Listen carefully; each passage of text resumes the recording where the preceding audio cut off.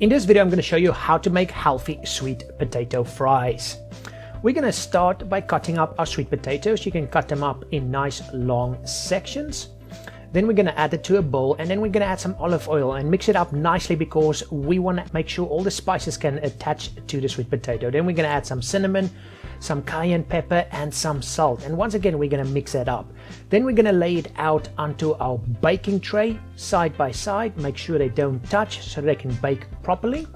And then we're going to put it in the oven for 10 minutes at 200 degrees Celsius. And that is all there is to it. Now you can eat it by itself, or you can add it to a meal with healthy protein and healthy fats as a high carb meal.